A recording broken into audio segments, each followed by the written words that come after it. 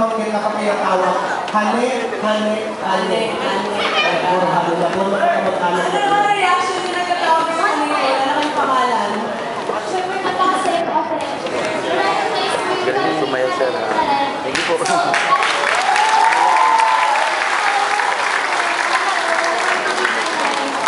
Ito, ano mo masarap namin na salita ko yung nagmamalaking ng isang lugar. Kaya nalalaman ng buong mundo. Yung mga halika. Sige mo ako, nung lang natin ang isang pangalan. Pero napakagandang pakinggan yun. Sa bawat salita na pinigtawan ng isang mga kalisan, yan ang isang parang koko-koko, isang pagkain. Alam mo, i-counter pa ba yung question natin? Kuya, Alright, let's now ask. Kuya. Ate! 100. Ang dami mo sa kanila, pero ako, sa kapatid, may kain ka na, may ulam pa, kasama na natin ang kain na agad. Bomba, tayo sasabihin. Kung isa ka lang, may mga gilid na kayo ginagawa, gusto ko yung tatlo, isa lang yung hindi masyadong nakadampot, pero hindi halata. Ang ending nyo, bonggang-bongga, ang sayaw, may variety, nakakaloka, hindi lang box yung panalo, okay? Hindi ba kayo naiyakan ng sayaw ng mga paa? Ha? Especially mga TikTok ninyo, bubongga. Alam mo, hirap i-distinguish isa sa kanila, especially sa mga babae. Pareho yung expression ng mga mukha nila, transitional music, iba rin ang projection ng kanilang mga mukha. So, hindi mo talaga kasi, at saka umiikot, hindi lang yung position ninyo, nandun ang set na yung isa, umiikot. So, bongga-bongga, ang ganda. Team, Hane, congratulations.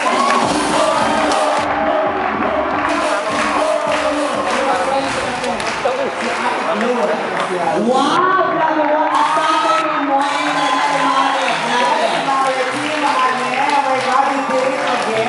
and what we should highlight this time is that all the lifts and the exhibition and they are following our advice that if they were to do lift and exhibition, they better do it well.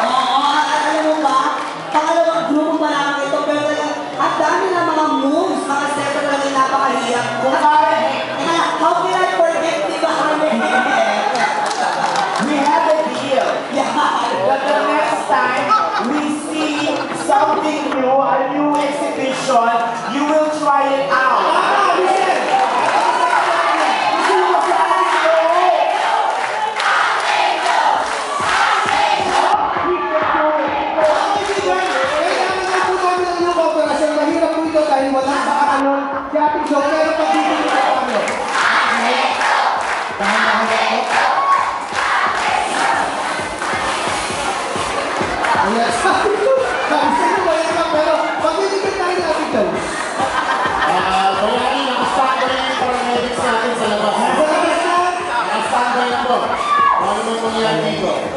Sino ba yan? O kasali lang sa sack race? Alam mo kayo yung ginawa kayo ng team na to eh. Sabi ko, ang ginagawa mo sa Tiglaw, mas For the love of this is it.